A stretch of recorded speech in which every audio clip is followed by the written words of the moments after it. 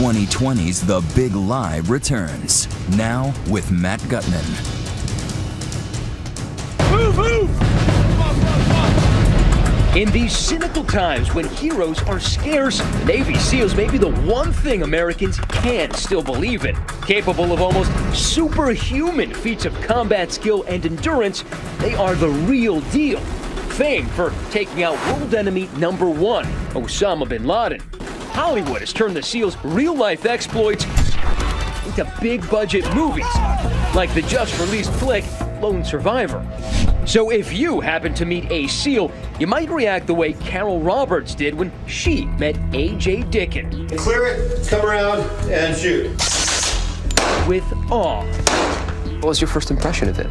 He's a big guy. He commands authority by his size. It was 2011 in Carson City, Nevada. Carol, herself a Navy vet, was a student at Dickin's military-style self-defense school. That's Dickin running and gunning in videos he made to promote his business. It looked like a lot of fun. Learning from a Navy SEAL was part of the fun, but Dickin wasn't just any old SEAL. He claimed tours of duty in Vietnam, Grenada, Desert Storm. You name it, he's been there, earning him the status as the most decorated Navy SEAL in history. If anyone asked for proof, he had his discharge papers at the ready, even emails from Colonel Oliver North. Punch the head, shot to the throat.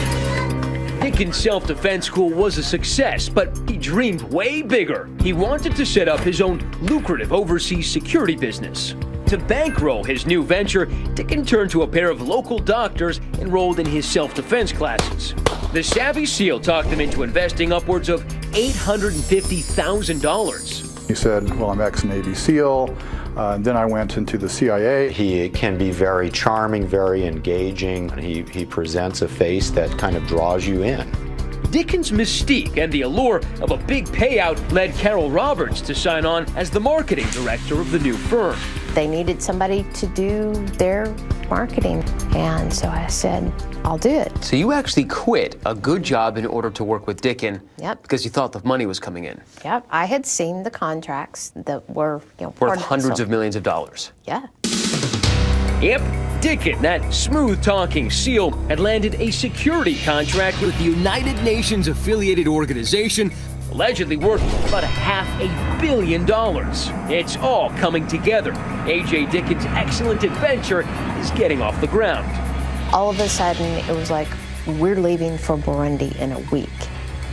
No, this isn't the script for an action flick, but the first bit of business for Dickin's new venture. Deep in the African nation of Burundi, there's a construction project looking to hire a security firm. Dickin leads an expedition there to seal the deal. Carol Roberts is part of that team, as is chief pilot Mike Reynolds. But shortly after they land, the wheels start falling off. By the second day, we realized that people didn't know who we were, what we were doing there. His house of cards started to crumble. The business trip to Burundi has turned into a bungle in the jungle. And when the going gets tough, the tough get drunk. He'd fill up a glass of vodka and have that down for breakfast. It was insane. The whole situation there was just dangerous. Carol's suspicion grows when the power goes out in the hotel and the supposedly steely nerve SEAL nearly wets his fatigues. He freaked out, picked up his phone, runs into the other room, talking to the CIA to have them reposition the satellite so he can make sure that the rebels aren't coming to get him. No. Yes. Just then, a friend back in the States tips Carol and the team off to a strange video just posted on YouTube. If I get one more phone call asking me to verify if A.J. Dickin was ever a Navy SEAL, I'm going to take this grenade, pull a pin, and blow myself up. The guy in the video isn't some lunatic. He's actually a real former Navy SEAL, one Senior Chief Don Shipley. I knew right away you weren't fake. All I got to do is check your name. I'll check your name.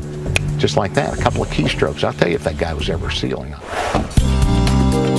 Shipley has made it his personal mission to ferret out the fakes every single day using a special database only real SEALs can access. How many guys have you exposed? Thousands. Thousands? Oh, yeah. I verify on average at least 20 fraudulent SEAL claims every day. But Shipley says A.J. Dickin was no ordinary SEAL faker. For one thing, his claims were so over the top. Remember those discharge papers? The awards in here are outrageous. Why are they outrageous? Oh, he says he's got 2 medals of honor. That hasn't happened since World War I. In fact, Dicken never served a day in the military, and his phony resume was missing a few details, like the burglary conviction that landed him in a California prison. For the team back in Burundi, that last bit of Dicken's cover is blown to bits. But knowing he's a fraud is cold comfort.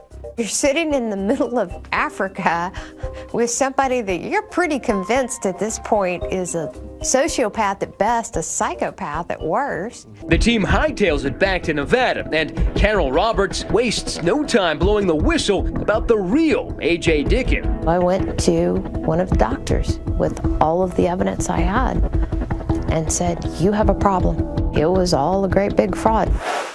Dicken was fired and skips town, leaving only burned bridges and emptied wallets.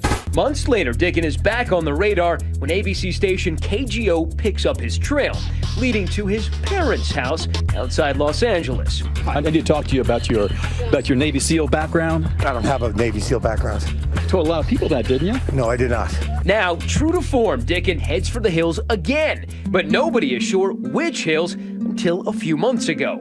So we've been trying to track down Dicken for weeks now. Finally, we know where he is and where he's going to be.